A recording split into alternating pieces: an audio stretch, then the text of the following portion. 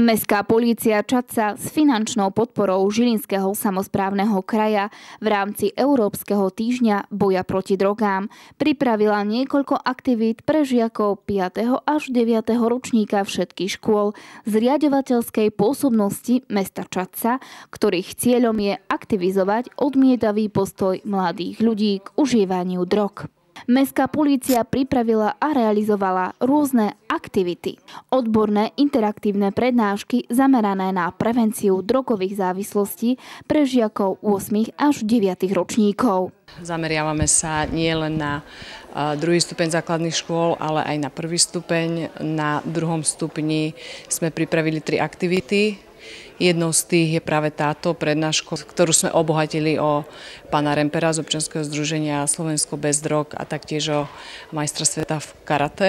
Tak táto akcia, ktorá prebieha v celom okrese Čadca, tak je zameraná na to, aby žiaci sa dozvedeli viacej o škodlivosti drog. Prednášam deťom to, že prečo drogy škodia a ako škodia. A čo nerobiť preto, aby sa k ním dostali teda, aby nezačali brať drogy. Tak hlavne preto ja poznám veľa prípadov, veľa známych, ktorí sa dali na cestičky, o ktorých sme sa tu dobavili. Naozaj nedopadli dobre. Viem, že je to cesta nie určite k ničomu peknému. Proste viem, aký tento svet je momentálne ťažký a z každej strany nás číhajú rôzne nástrahy a naozaj nežije sa jednoducho, takže ľudí láka v tejto dobe siahnuť po droge. A je to smutnejšie, že čoraz menej ľudí športuje, nie je to tak ako kedysi. Ja práve týmto, že športujem a chcem tým ľuďom dať najavo, že je niečo iné, ako môžu do seba dostať negatívnu energiu, ako sa môžu privodiť príjemné pocity, a to je šport, či už karate, čo robím ja, alebo hoci ktorý iný šport. Takže rád by som aspoň týmto málom, čo môžem, prispel na túto vynikajúcu akciu, ktorá je. Ste majster sveta v karate. Ako ste sa dostali k tomuto športu? Ja som tu už aj rozprával tuto na prednáškach. Ja keď som bol malý, ja som bol taký utiahnutý chlapec, ktorého šikanovali dosť nie ani spolužiaci, ale skôr tak starší žiaci na základnej škole.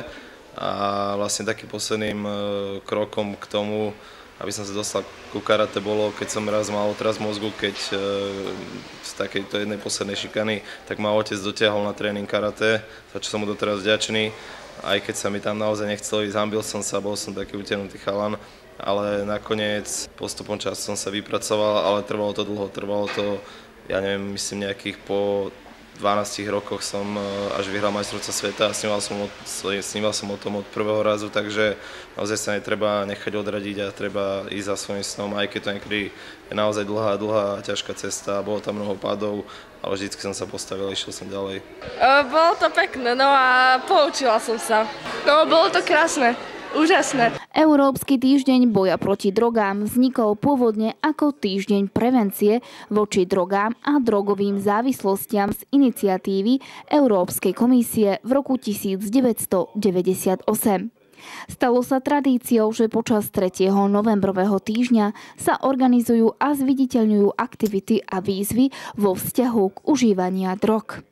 Vzhľadom k tomu, že problematika kontroly drog patrí medzi dôležitú agendu prevencie v našom meste, Mestská polícia Čadca aj tento rok upriamila pozornosť detí a mládeže, ako i dospelých na tento problém. Ďalšie 2 aktivity sú určené pre žiakov 5. a 6. ročníkov, kde môžu súťažiť v tvorbe plagátu, ktorý je zameraný na škodlivosť drog, a žiaci 7. ročníkov majú súťaž v tvorbe literárnych prác. Vyvrcholením týchto aktivít bude vlastne odovzdávanie cien víťazom súťaže, ktorá bude 3. decembra na Mestskej polícii v Čadci.